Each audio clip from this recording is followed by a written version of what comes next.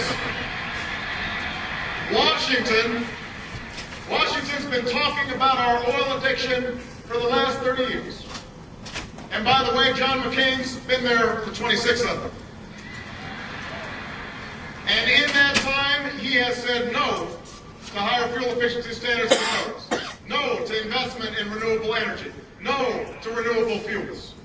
And today we import triple the amount of oil that we had on the day that Senator McCain took office.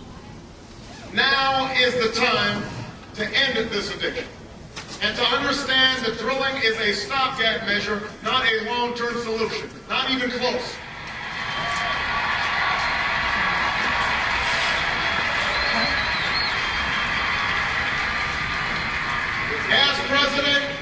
As president, I will tap our natural gas reserves, invest in clean coal technology, and find ways to safely harness nuclear power. I'll help our auto companies retool so that the fuel-efficient cars of the future are built right here in America.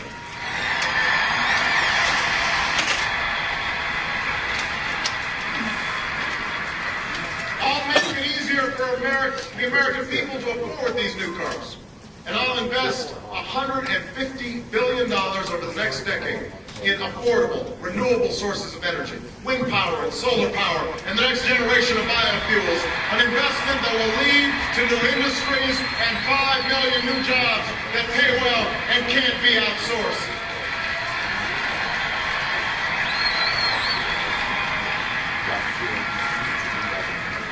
America, now is not the time for small plans. Now is the time to finally meet our moral obligation to provide every child a world-class education, because it will take nothing less to compete in the global economy. You know, Michelle and I are only here tonight because we were given a chance at an education. And I will not settle for an America where some kids don't have that chance.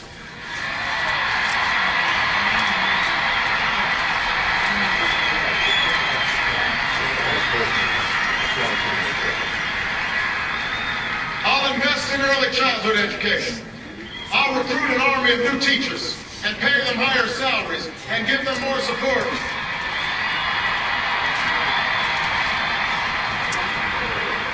And in exchange, I'll ask for higher standards and more accountability. And we will keep our promise to every young American. If you commit to serving your community or our country, we will make sure you can afford a college education.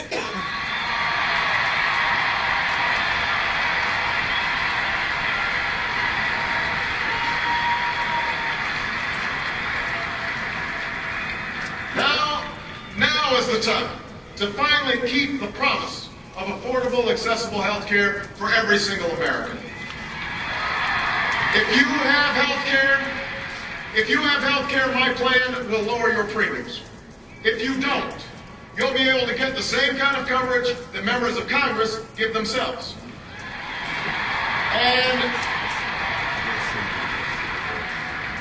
And as someone who watched my mother argue with insurance companies while she lay in bed dying of cancer, I will make certain those companies stop discriminating against those who are sick and need care the most.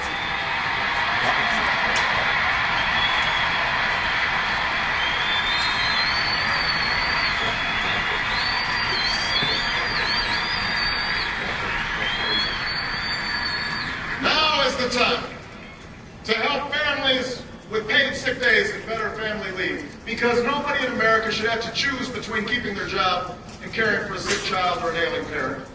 Now is the time to change our bankruptcy laws so that your pensions are protected ahead of CEO bonuses, and the time to protect Social Security for future generations.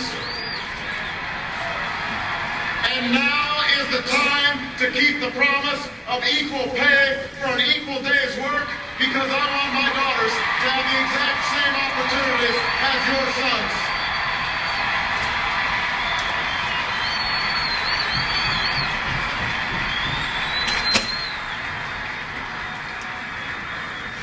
Now, many of these plans will cost money, which is why I've laid out how I'll pay for every dime by closing corporate loopholes and tax havens that don't help America grow. But I will also go through the federal budget line by line, eliminating programs that no longer work and making the ones we do need work better and cost less, because we cannot meet 21st century challenges with a 20th century bureaucracy.